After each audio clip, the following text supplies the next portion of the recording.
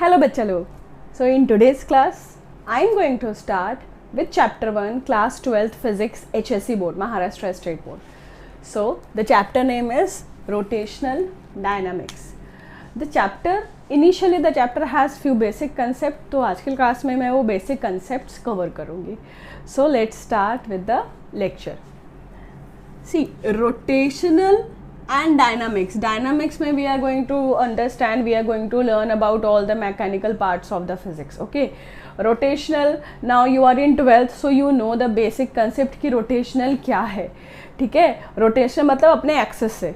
तो इस चैप्टर में सर्कुलर, जो भी सर्कुलर मूवमेंट हो रहा है, जो भी सर्कुलर मोशन हो रहा है वो, प्लस जो रोटेशनल मोशन हो रहा है, दोनों को कवर किया, दोनों को कंबाइन किया. Now it is rotational dynamics. Okay, तो चैप्टर स्टार्ट करने के पहले, बेसिक कंसेप्ट स्टार्ट करने के पहले, let's understand first what is circular motion. Name itself define कर रहा है भाई कि क्या है सर्कुलर मोशन. मुझे बताने की जरूरत नहीं है, जो चैप्टर का जो कंसेप्ट का नाम है, टॉपिक का नाम है, वो आपको बता रहा है कि सर्कुलर मोशन क्या है. बट लेट्स से मोशन का मतलब मूवमेंट है, ये आपको पता है. तो अगर आप एक सर्कुलर पाथ पे मूवमेंट कर रहे हो, okay, if your motion is along a circular path, then that motion is called circular motion. Circular motion में क्या होता है? मोशन तो होता ही है, मोशन अलोंग सर्कुलर पाथ होता है. जो सर्कुलर पाथ के साथ जो मोशन हो रहा है वो सर्कुलर मोशन होता है. ओके, अभी सर्कुलर मोशन कर रहे हैं हम, तो अब इनिशियल आगे के लेक्चर्स में I will explain centripetal and centrifugal force, तो यहाँ पे मैं उसको नहीं कवर कर रही हूँ. तो you know there will be centripetal and centrifugal force. Okay, अभी आपके जो आज के लेक्चर में हम जो 3 टॉपिक कवर करेंगे, उसके लिए आपको एक कंसेप्ट, आपको एक न्यू वर्ड देखने को मिलेगा, that is radius vector. New word मिलेगा, रेडियस वेक्टर. ठीक है, अभी क्या है ये radius vector? Let's understand. Suppose करो मैंने आपको एक रोड पे मूव करने के लिए बोला, एक प्लेन रोड पे मैंने आपको मूव करने के लिए बोला. आप आराम से मूव कर लोगे, आपको कोई सपोर्ट की ज़रूरत नहीं है, आपको चलने में कोई प्रॉब्लम नहीं होगा, you can move freely. But just say कि ये जो रोड है वो 1 मीटर है, उसका जो लेंथ है. ओके, नाउ अगर मैंने उस पाथ को, उस रोड को एक सर्कुलर लूप के फॉर्म में दिया, मतलब सपोज करो एक बड़ा सा बॉल जैसा बना दिया, और मैंने बोला चलो अभी इस बॉल के ऊपर आपको मूव करना है. रोड पे तो आप इजीली मूव कर लिए, नो प्रॉब्लम, लेकिन बॉल के ऊपर मूव करने में आपको प्रॉब्लम होगा. आप आराम से नहीं चल पाओगे बॉल के ऊपर, एक सर्कुलर पाथ के ऊपर. तो मैंने बोला अरे भाई अब क्या करें, नेचर को दिखा जब कि अर्थ सर्कल है, अर्थ जो है वो स्ट्रेट नहीं है, प्लेन नहीं है, वो सर्कुलर शेप का है, प्रॉपर सर्कुलर नहीं है, बट ठीक है, वो सर्कुलर मोशन परफॉर्म करेगा उसके ऊपर, जो भी उसके सरफेस पे जो भी रहेगा. तो नेचर ने बोला कि अरे भाई हाउ टू हेल्प. मैं सोच रही हूँ चलो नेचर को साइड में रखते हैं. मैं बोली भाई मैं इसकी हेल्प कैसे करूँ, ये तो नहीं चल पा रहा सर्कुलर पाथ पे बड़े से बॉल के ऊपर. तो मैंने क्या किया, ये जो 1 मीटर जो था उसका, उस रोड को जो मैंने सर्कल बनाया था, मैंने क्या किया, इसके सेंटर से, वो जो मैंने सर्कल बनाया, जो बॉल के ऊपर मैं आपको चलने बोल रही हूँ, उसके सेंटर से मैंने एक रस्सी खींचा, रस्सी बांधा उसके सेंटर पे, और मैंने वो रस्सी आपको पकड़ने के लिए दे दिया. मैंने वो रस्सी आपको पकड़ने के लिए दे दिया. तो वो रस्सी सेंटर से बंधा हुआ है, तो आप वो रस्सी पकड़ के आराम से चल लोगे.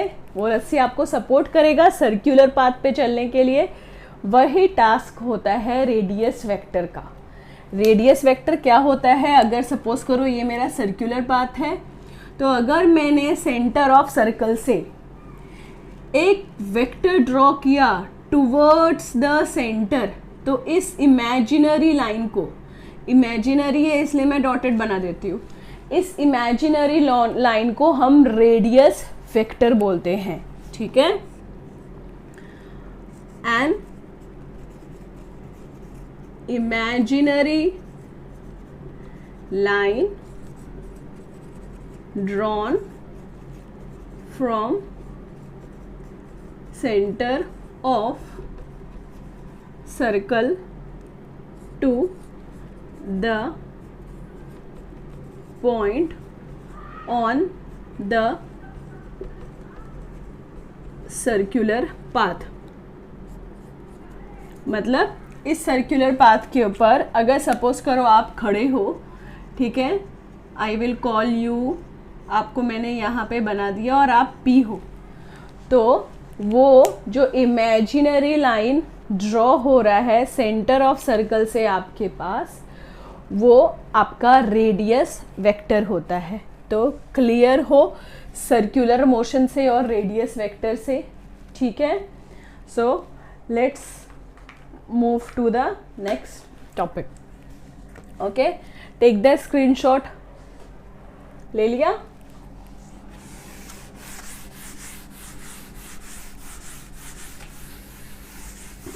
अब आ जाते हैं हम, मोशन है, डायनामिक्स है, तो डिस्टेंस, डिस्प्लेसमेंट, ये सारे कंसेप्ट भी आपको मिलेंगे, ठीक है। तो लेट्स स्टार्ट विथ डिस्प्लेसमेंट, ठीक है। Linear displacement, let's understand first linear displacement and then when you understand linear displacement, then angular displacement। अभी लीनियर डिस्प्लेसमेंट तो आपको पता है, मतलब देयर इज, अभी यू आर इन 12th, आप साइंस लिए हो, आप फिजिक्स पढ़ रहे हो, बहुत बचपन से ही हम साइंस में फिजिक्स इंट्रोड्यूस हमको हो जाता है। तो लीनियर डिस्प्लेसमेंट तो हमको पता है, लीनियर मतलब सीधा साधा और डिस्प्लेसमेंट मतलब डिस्प्लेसमेंट, ठीक है। So linear displacement is displacement along straight path। जब भी displacement एक straight path पे हो रहा है तो उसको हम linear displacement बोलेंगे। Let's denote it small s के साथ हम इसको denote करते हैं। और displacement का जो SI यूनिट होता है linear displacement का, वो मीटर होता है, ओके। जो SI यूनिट होता है लीनियर डिस्प्लेसमेंट का, वो क्या होता है, वो होता है मीटर। ये तो आपको स्टोरी पता है। चैप्टर में जो न्यू इंट्रोड्यूस हुआ है, जो आपको न्यू टॉपिक मिलेगा, वो मिलेगा एंगुलर डिस्प्लेसमेंट, जिसको डिनोट करते हैं थीटा के साथ, वेक्टर थीटा के साथ, ठीक है। एंगुलर डिस्प्लेसमेंट जिसको डिनोट कर रहे हैं वेक्टर थीटा के साथ, ओके। नाउ अंडरस्टैंड क्या होता है। देखो, मैं यहाँ पे सेंटर में एक डायग्राम ड्रॉ करती हूँ, मतलब एक सर्कुलर पाथ ड्रॉ करती हूँ, ठीक है। लेट्स से कि ये मेरा सर्कुलर पाथ है, ठीक है। ये है उस पाथ का डायरेक्शन, ओके। ये है उसका सेंटर C और ये है इस पॉइंट P के ऊपर रेडियस वेक्टर R, ठीक है। क्या है, एक सर्कुलर पाथ है, ये उसका सेंटर है, पॉइंट P के ऊपर रेडियस वेक्टर R है। डिस्प्लेसमेंट है, इट मीन्स वो जो पॉइंट P है वो मूव करेगा, वो अपना पोजीशन चेंज करेगा, वो डिस्प्लेस करेगा। लेट्स से कि ये पॉइंट P डिस्प्लेस करके यहाँ पहुँच गया, okay.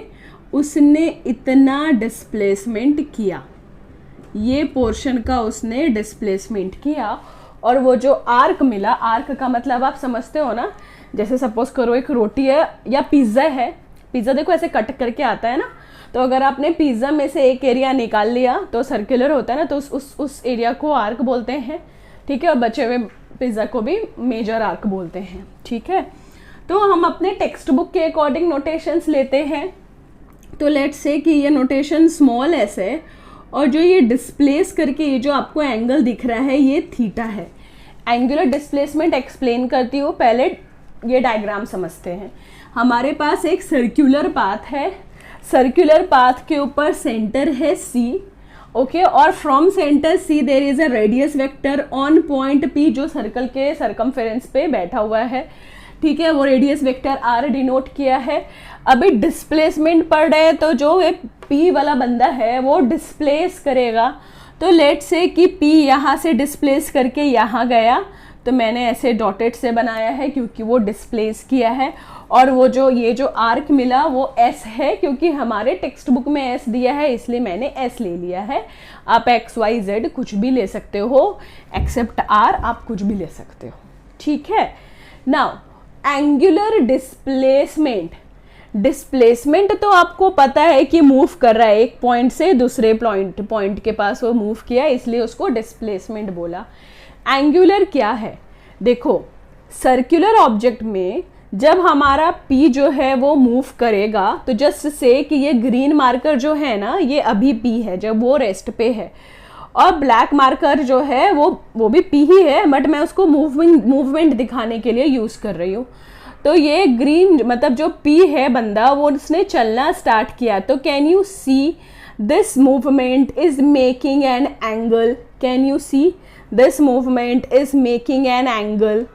So because the displacement on a circular path always comes with the angle, displacement on the circular path always comes with the angle, that's why it is called angular displacement. वो angle बनाता है इसलिए angular displacement.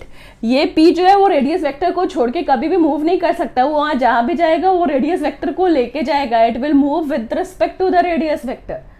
Are you understanding कि वो radius vector को नहीं छोड़ सकता भाई, वो रेडियस वेक्टर को जहाँ जाएगा वो रेडियस वेक्टर को, यहाँ पे एरो दे देती हूँ, जहाँ जाएगा वो रेडियस वेक्टर को लेके जाएगा, it can not move without the radius vector. So this is called, ये जो मूवमेंट है इसको बोलते हैं एंगुलर डिस्प्लेसमेंट। ओके, सो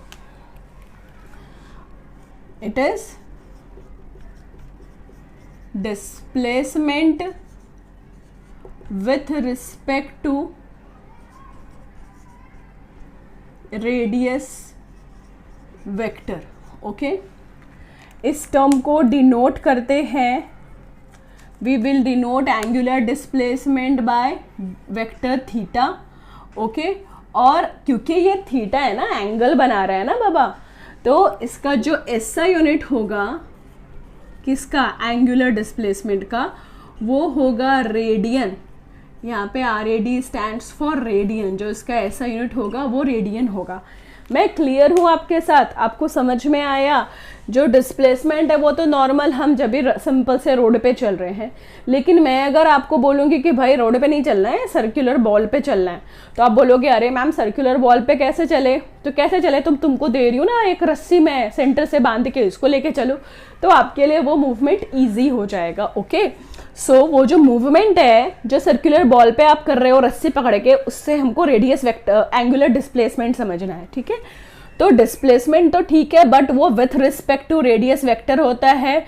और आप this you can also write, ये तो displacement with respect to radius vector simple language में हो गया, और you can also write angle swept out by radius vector. से जब मस्त इंग्लिश में लिखने का है तो you can also write angle swept out by the radius vector, that is called angular displacement. Okay, तो अभी कंसेप्ट क्लियर हुआ, linear displacement and angular displacement.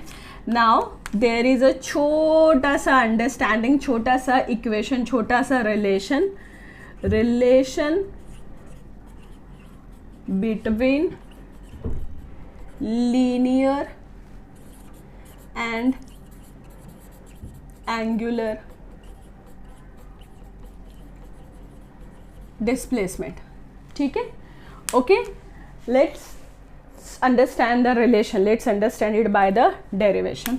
तो देखो, वी नो दैट आर्क से, मतलब ज्योमेट्री से हमको पता है कि जो हमारा आर्क मिलता है, तो आर्क की वजह से जो एंगल मिलता है it is equal to arc upon radius. हमको ज्योमेट्री से ये पता है कि जो हमको एंगल मिलता है उसका फॉर्मूला होता है आर्क अपॉन रेडियस। नाउ हमारे इस डायग्राम में एंगल थीटा है, आर्क क्या है हमारा एस, और रेडियस क्या है आर, ठीक है। और एक अगर मैं इन दोनों को कंपेयर करूं तो ये है मेरा angular displacement, okay, this is my linear displacement, okay, and this is my radius vector, okay. So this is the relation, theta is equal to s upon r. और थोड़ा सा अच्छे से थोड़ा सजा के अगर आपको लिखना है तो it is s is equal to r theta, it is s is equal to r theta, that is linear